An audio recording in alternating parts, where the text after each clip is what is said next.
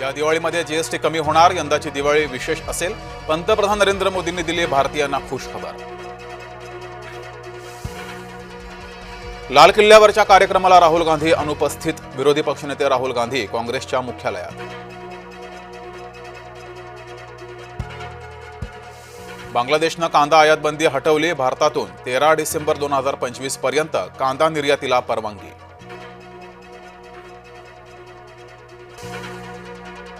विरोधकांनो, देशात रचनात्मक बदल होत आहेत, सोबत या, पंतप्रधान नरेंद्र मोदींचं विरोधकांना आवाहन। सूरज चव्हाणच्या पदोन्नती मागे अजित पवार, आमदार रोहित पवार यांचा आरोप। स्वतंत्र भारताकडून समृद्ध भारताकडे चला, लाल किल्ल्यावरून पंतप्रधानांचं भारताला आवाहन। कल्याण डोंबिवली मनपा समोर आंदोलन, खाटीक शासनाविरोधात रस्त्यावर उतरले।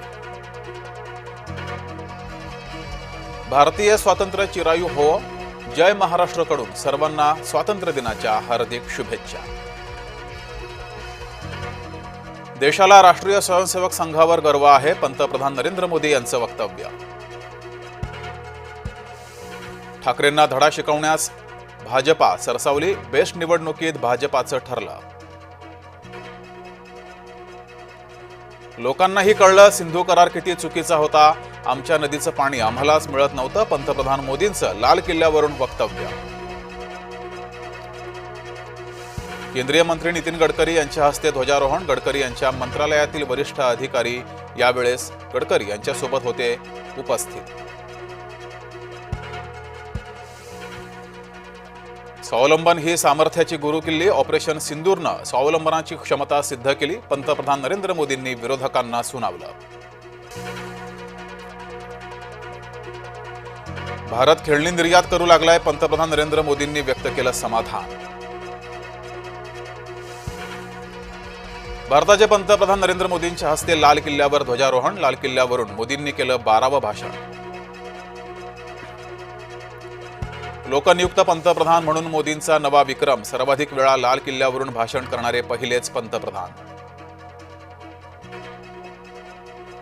86व्या शौर्य पुरस्काराची घोषणा, ऑपरेशन सिंदूरमधील 9 लढाऊ वैमानिक अधिकाऱ्यांना वीरचक्र।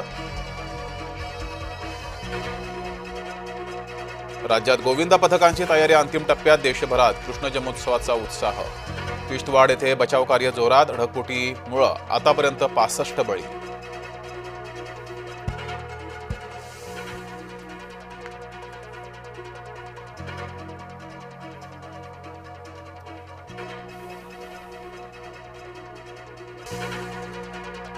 इटालियन तरुणींना भारतीय गाण्याची भुरळ, स्वातंत्र्य दिनाच्या निमित्तानं इटालियन तरुणी नागपुरात।